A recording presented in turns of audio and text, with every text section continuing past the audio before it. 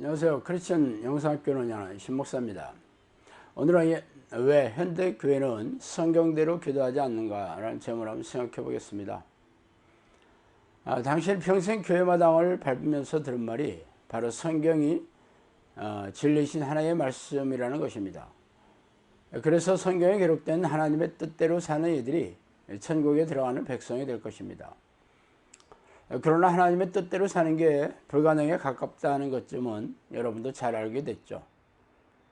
그래서 성령의 인도하심과 능력을 얻어야 하나님의 뜻대로 살 수 있는 길이 열립니다.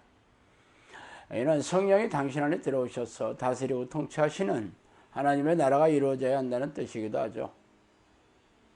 그렇다면 성령이 찾아오셔서 동행하는 비결은 무엇일까요? 바로 기도가 되겠죠. 기도란 내 영혼과 하나님의 영이 만나는 수단이자 통로이기 때문입니다. 그래서 당신은 하나님과 깊고 친밀하게 교제하는 기도의 습관을 들여 동행하는 삶을 누리고 계십니까?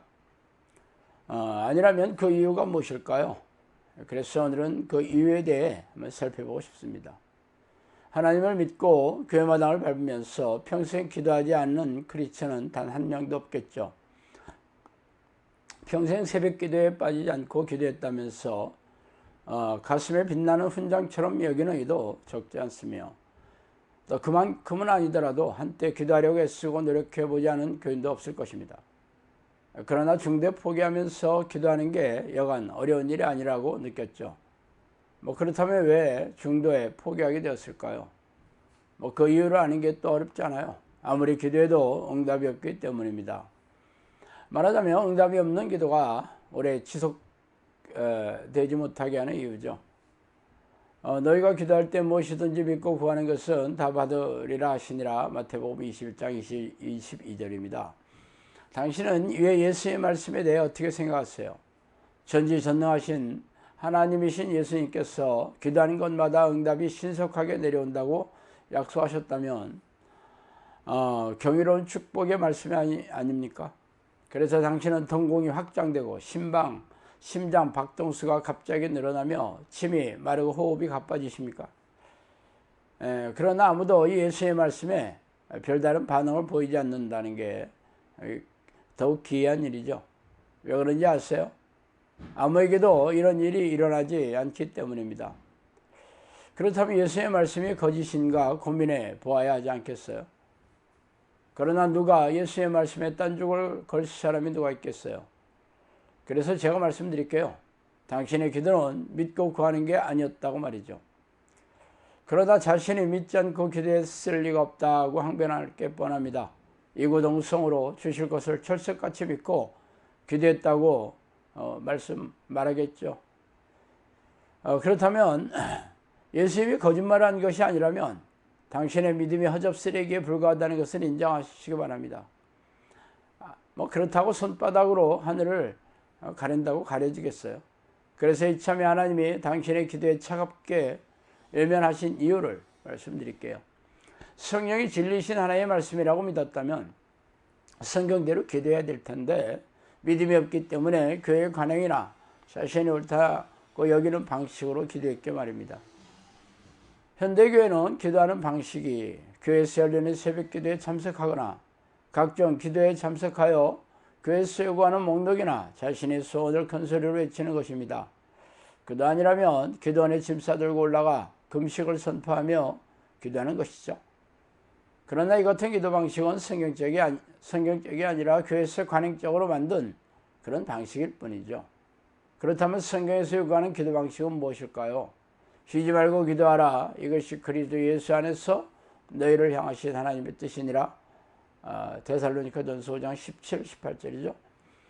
이러므로 너희는 장차 우리의 모든 일을 등이 피하고 인자 앞에 서도록 항상 기도하며 깨어있으리라 하시니라. 누가복음 21장 36절입니다. 성경에서 요구하는 기도 방식은 쉬지 말고 항상 기도하는 것이에요. 그렇다면 현대교회에서 가르치고 실행하는 기도가 성경적인 기도 방식입니까? 새벽 기도에 나가 1, 20분 기도하는 것이 쉬지 않고 항상 기도하는 것은 아닐 것입니다. 그렇다면 왜 성경에서 요구하는 대로 쉬지 않고 항상 깨어서 기도하는 것을 현대교회에서 가르치지 않습니까? 그것은 교회 지도자들조차 그렇게 하지 않기 때문에 교인들에게 가르칠 수도 없기 때문이죠. 목사들도 기도하지 않는 방식을 교인들에게 요구할 수는 없는 노릇이잖아요. 그래서 자신들이 할 수 있는 만큼 기도하는 방식이 교회 내 자리를 잡게 된 이유입니다. 그러나 문제는 이것만이 아니에요. 기도란 내 영혼과 하나님의 영이 깊고 친밀하게 교제하는 통로입니다. 그래서 하나님의 영이자 성령께서 자신 안에 들어오셔서 성령 안에서 기도해야 됩니다. 그러나 현대교회는 이런 기도 방식을 손바닥으로 덮고 있죠. 3분짜리 영적 기도를 마치면 성령이 자동적으로 들어오신다고 가르치기 때문에 또다시 성령 안에서 기도해야 한다고 가르칠 수가 없어요. 말하자면 자신들이 쳐놓은 덫에 걸린 셈이죠.